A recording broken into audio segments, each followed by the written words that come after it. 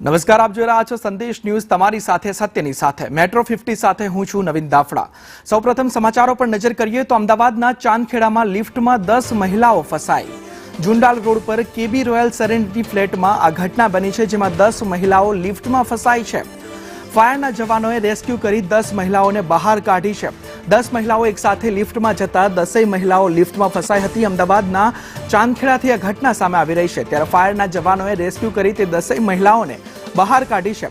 ત્રીજા અને ચોથા માળની મહિલાઓનું રેસ્ક્યુ કરવામાં આવ્યું છે।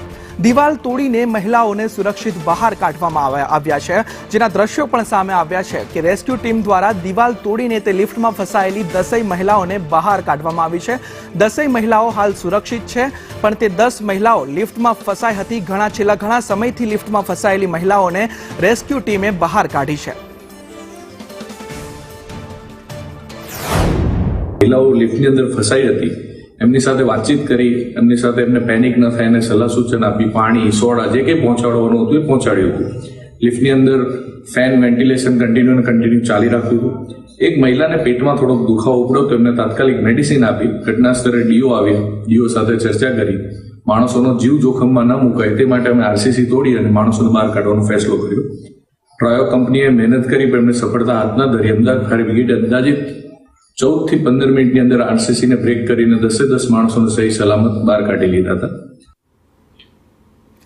તો વધુ માહિતી સાથે સંવાદદાતા પ્રતિક જોડાઈ ચૂક્યા છે। જી પ્રતિક, મહિલાઓ જે લિફ્ટમાં ફસાઈ હતી, 10 મહિલાઓ એક સાથે લિફ્ટમાં ગઈ હતી, તેઓનું રેસ્ક્યુ કરવામાં આવ્યું છે, શું છે સમગ્ર માહિતી? પ્રતિક નવીન, આ ઘટના ચાંદખેડા વિસ્તારની છે। બપોરના સમયે આ ઘટના બની હતી અને ઘટના બનતા 10 જેટલી મહિલાઓ છે તે લિફ્ટની અંદર ફસાઈ હતી અને ફસાવાના કારણે મહિલાઓ છે તે ગભરાઈ ગઈ હતી। સ્થાનિકોએ જે લિફ્ટ બનાવનાર કંપની જે ટ્રાયો તેમનો સંપર્ક સાધ્યો હતો, પરંતુ આ જે કંપની હતી તેમના દ્વારા પણ લિફ્ટ જે ફસાઈ હતી તેમાંથી 10 મહિલાઓને બહાર નહોતી નીકાળી શકાય અને આ કંપની ફાયર બ્રિગેડને તુરંત જાણ કરવામાં આવી હતી। ફાયરના જવાનોએ ઘટના સ્થળે પહોંચીને આરસીસીની દિવાલ તોડીને 10 મહિલાઓને રેસ્ક્યુ કરી હતી।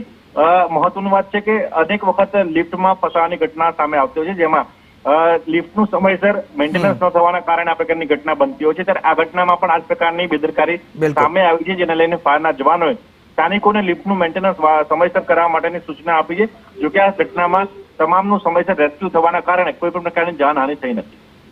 સમગ્ર માહિતી બદલ આભાર પ્રતિક।